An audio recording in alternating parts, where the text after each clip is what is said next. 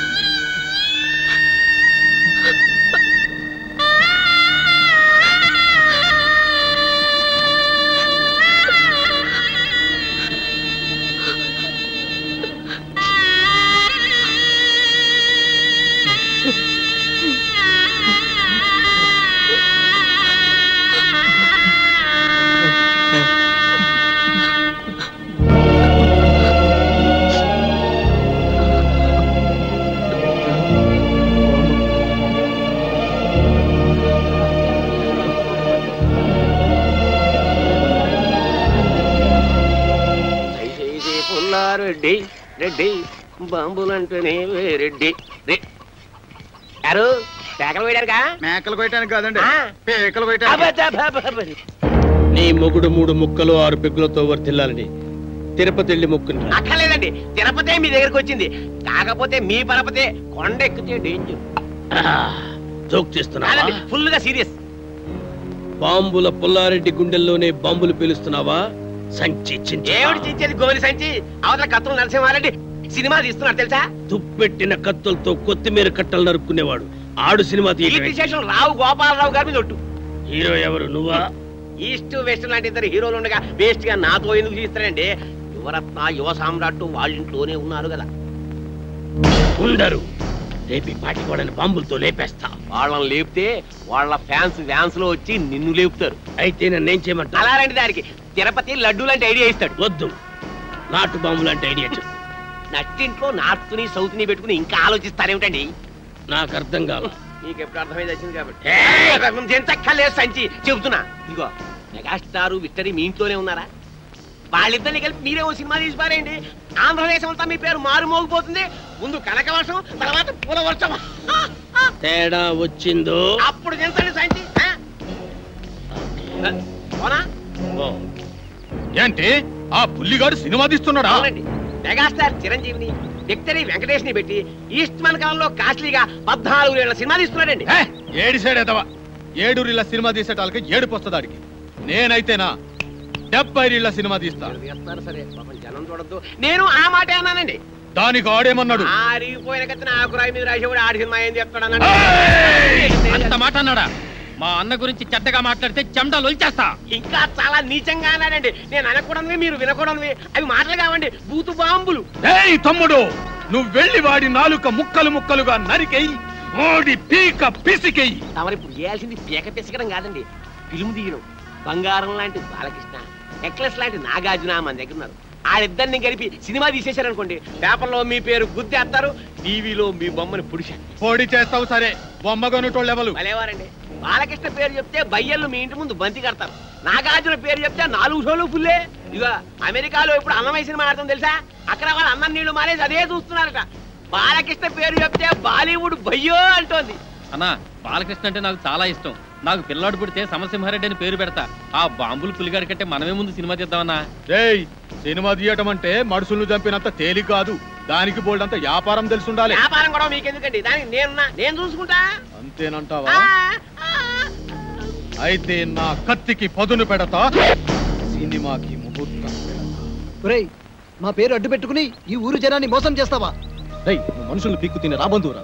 శవాల మీద కప్పిన తెల్లగుడ్డని కాజేసి తెల్లానికి చీర కట్టుకోమని ఇచ్చే నీచుడు రాను. రేయ్, మేము ఒరిజినల్ హీరోలమని మాతో సినిమా తీస్తానని నమ్మించి డబ్బులు కాజేయాలని చూస్తావు కదా. రేయ్, నీకు సిగ్గు లేదు? నాకు ప్రాణమే లేదు, సిగ్గెలా ఉంటుంది? నేను అస్థిమూల పంజరాన్ని కాదు, ఆస్తిమూల పంజరాన్ని. ఈ పంజరంలో చిక్కుకున్న బంగారు పిచ్చుకలు పుల్లారెడ్డి, నరసింహారెడ్డి. సినిమా పేరుతో వాళ్ళని దోచేసి ఏ హాలీవుడ్ కో బాలీవుడ్ కో పారిపోతా. నువ్వు దోచుకుంటూ ఉంటే చూస్తూ ఊరుకోవడానికి చేతులకి గాజులు తొడుక్కోలేదురా. గాజులు కాకపోతే బేడీలు తొడుక్కోండి. ఇదిగో మీరు నిజం హీరోలు కాదు, డూప్ హీరోలన్న సంగతి డాక్టర్ అమ్మ ముందు, ఈ ఊరి లీడర్ల ముందు దక్కేస్తా. ఓకే, మీరు తీసే సినిమాలో నటించడానికి మేము ఒప్పుకుంటున్నాం, కానీ షూటింగ్ మాత్రం ఈ ఊర్లోనే జరగాలి. ఈ ఊళ్ళోనా? మట్టి రోడ్లు, బురద గుంటలు, తాటి చెట్లు, తుమ్మ చెట్లు తప్ప ఈ ఊళ్ళో ఒక్క సీనింగు లేదు, ఒక్క సెట్టింగు లేదు. ఈ ఊళ్ళో షూటింగ్ ఎట్టా చేస్తారయ్యా? మట్టి లాంటి ఈ ఊళ్ళోనే మాణిక్యం లాంటి సినిమా తీయచ్చండి. సినిమా బిజినెస్ బాగా జరగాలంటే ఫారెన్ లో షూటింగ్ చేయాలంటాడేంటి తిరుపతి? తిరుపతి లాంటి వాళ్ళ మాటలు నమ్మి అవసరం ఉన్నా లేకపోయినా ఫారెన్ లో షూటింగులు చేస్తూ అనవసరంగా బడ్జెట్ పెంచేబట్టే సినిమా ఫీల్డ్ స్లంప్ లో పడిపోయింది. అదే ఖర్చుతో ఎవరిని డెవలప్ చేద్దాం, రోడ్లు వేయించి స్కూళ్ళు పార్కులు కట్టించి గ్రామాన్ని అందంగా తీర్చిదిద్దుతాం. ఇక్కడే షూటింగ్ పెట్టుకుందాం. శ్రమదానాలతో షూటింగ్ స్పాట్లు, అందమైన లొకేషన్లు సృష్టించుకుందాం.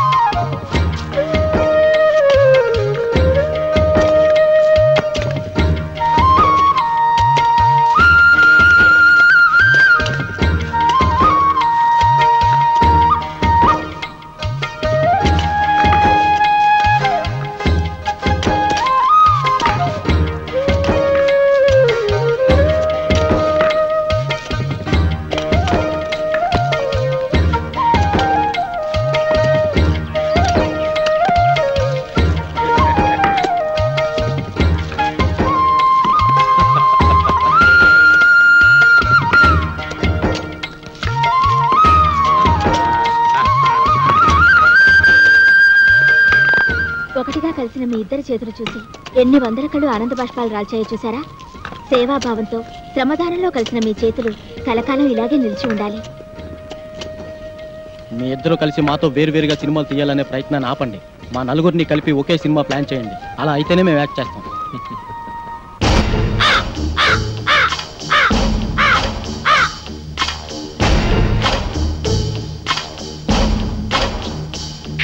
సోదర సోదరీమణులారా, నలుగురు హీరోలు గాయపడితే వాళ్ళని కంటికి రెప్పలా కాపాడి హక్కున చేర్చుకున్న చరిత్ర మీ గ్రామానిది. అయితే ఆ హీరోలు తమ రుణం తీర్చుకుందామన్న ఉద్దేశంతో ఈ ఊళ్ళో ఒక కాలేజీ, ఒక బస్ డిపో, ఒక ఆసుపత్రి, ఒక టెలిఫోన్ ఎక్స్చేంజ్ కట్టాలని కలగంటున్నారు. దాన్ని చాలా డబ్బు కావాలి కదండి. అదే చెప్తున్నా. పాయింట్ ఏమిటంటే ఒక హీరో నటించిన చిత్రమే కోట్ల రూపాయలు ఖర్చు చేస్తున్నప్పుడు నలుగురు హీరోలు మన దగ్గర ఉండి వాళ్ళంతా కలిసి నటిస్తే కనకవర్షం కురుస్తున్న సంగతి మీకు చెప్పక్కర్లేదు. ఆ డబ్బుతోనే కట్టిస్తారు.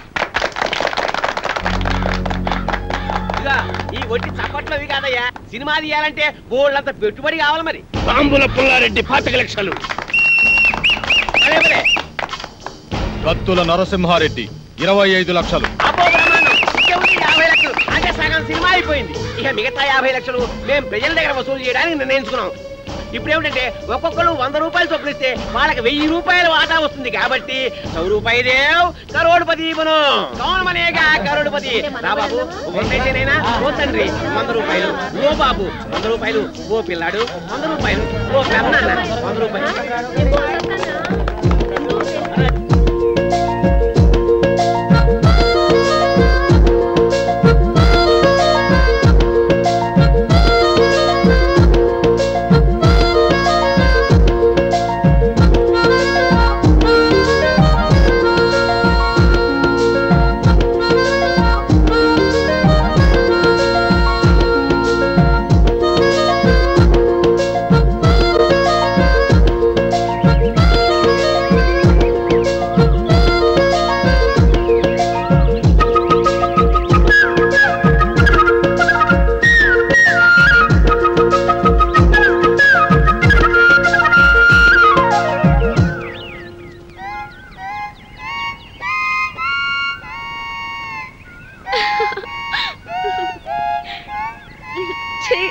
ప్లీజ్ మీ రాగాలాపనను ఆపకండి. మీ పాటకు ఆనకట్ట వేయకండి. ఇన్నాళ్ళకి మీ మొహంలో ఆనందాన్ని చూస్తున్నాం. ఇప్పుడు మీరు ఆనందానికే క్యారా పెట్రోల్స్ లాగా ఉన్నారు. అవును, ఈరోజు నిజంగానే చాలా సంతోషంగా ఉన్నాను. ఈ గ్రామ అభివృద్ధి కోసం నేను కన్న కలలు వాస్తవ రూపం దాలుస్తున్నాయి. Now I'm very happy. ఈ రోజు మిమ్మల్ని చూస్తుంటే పికాసో చిత్రం ప్రాణాలు పోసుకొని రాగాలు పొత్తునట్టు ఉంది. మోనాలిసా కదిలి వచ్చి అందరూ చలిపించినట్టుంది. ఆహా, నిజంగానా? అవునండి, అజంతా శిల్పాల మీదొట్టు, ఎల్లోరా అందాల మీదొట్టు, రవివర్మ చిత్రాల మీదొట్టు. వెన్నెల గారు, నేను కవిత్వాలు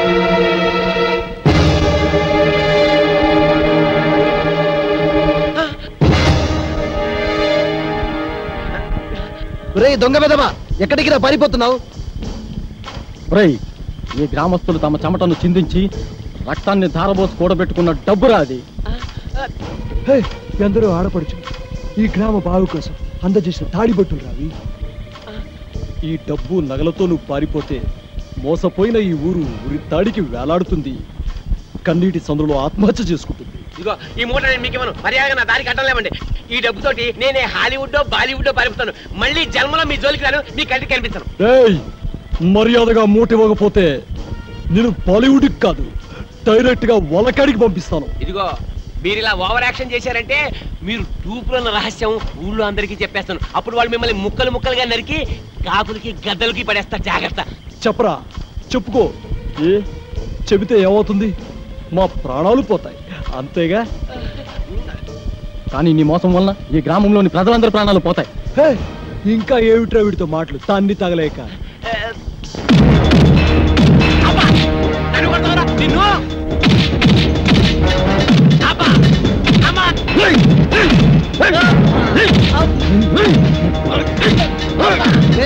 చంపి పాతేస్తా.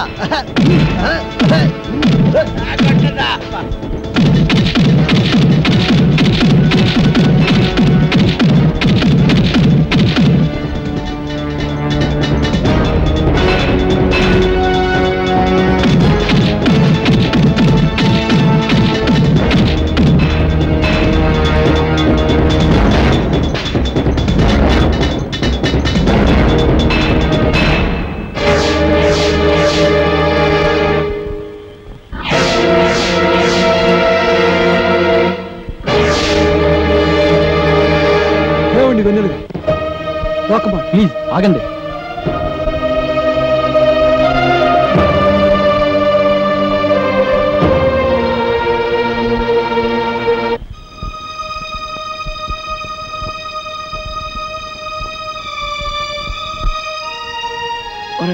ఈ ఊరిని ఊరి ప్రజల్ని వదిలి వెళ్ళాలంటే నాకు చాలా బాధగా ఉందిరా. తప్పదురా, మనం నిజం హీరోలు కాదన్న సంగతి వెన్నెలకి తెలిసిపోయింది. ఎన్నాళ్ళు మనం అంటే అభిమానం చూపించే ఆమె కళ్ళల్లో ఒక్కసారిగా అసహ్యాన్ని చూడలేవురా. అందుకే మనం ఇక్కడి నుంచి వెళ్ళిపోదాంరా. మరి ఈ డబ్బంతా ఏం చేద్దాం? ఇది ప్రజల డబ్బు, మనపై అభిమానాన్ని పెంచుకున్న ప్రజల నుంచి వసూలు చేసిన డబ్బు. దీన్ని వెన్నెలకు అందచేస్తే ఎవరి డబ్బు వారికి చేరుస్తుంది. మనం మోసగాళ్ళం కాదని, తప్పనిసరి పరిస్థితుల్లో చేయవలసి వచ్చిందని ఆమెకు వివరంగా లెటర్ రాద్దాంరా. ఆ లెటర్లో మన ప్రేమ గురించి కూడా రాద్దాంరా. మనం వెన్నెలను ప్రేమిస్తున్నాం, కానీ ఆమె సమాజాన్ని ప్రేమిస్తుంది. ఆమె వేరు, ఆమె ఆలోచనలు వేరు. విశాల దృక్పథం గల మనిషి ఆమె. ఉన్నతమైన భావాలు ఆమె ఆభరణాలు. ఆమె దృష్టిలో మన మంచి స్నేహితులవే కానీ ఆమె ఏనాడూ మనల్ని ప్రేమించలేదు. తొందరపడి మన ప్రేమను ఆమె ముందు వ్యక్తపరిస్తే ఆమె దృష్టిలో మనం చీపైపోతాం. అది సరే, అయితే ఇప్పుడు ఏం చేద్దామంటావు? మన ప్రేమను మనలోనే దాచుకుందాం.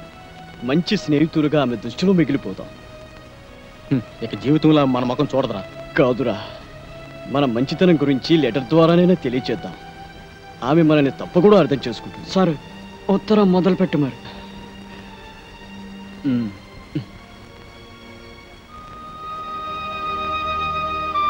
స్నేహం ముంగిలిలో దీపంలో నిలిచిన వెన్నెల గారు మాపై కోపంగా ఉంది కదూ. మేము మిమ్మల్ని కానీ మీరు అమితంగా ప్రేమించే ఈ ప్రజలు కానీ మోసం చేయాలని ఈ ఊరికి రాలేదు.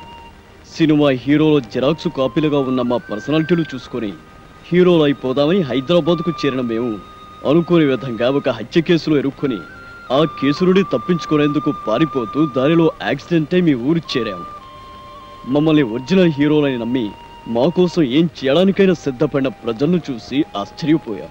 ప్రాణాపాయ స్థితిలో ఉన్న మమ్మల్ని బతికించేందుకు మీరు చేసిన ట్రీట్మెంట్కు 50,000 బిల్ అయ్యిందని, అది కట్టకపోతే ఇక్కడ నుండి కదలనియ్యరని కాంపౌండర్స్ ద్వారా తెలిసి భయపడ్డాం.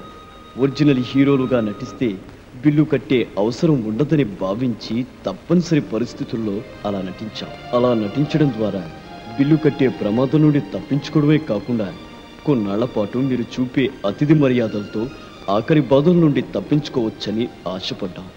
అనేక సార్లు మీ ఒక్కరికైనా నిజం చెప్పేద్దాం అనుకున్నాం.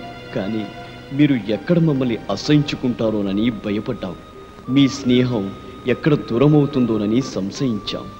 మమ్మల్ని అడ్డం పెట్టుకొని సినిమా పేరుతో ఆ తిరుపతి గ్రామస్తుల నుండి వసూలు చేసిన డబ్బును మీకు పంపిస్తున్నాం. ఆ డబ్బులను మీరే స్వయంగా గ్రామస్తులకు అందచేయండి. మమ్మల్ని మన్నించండి.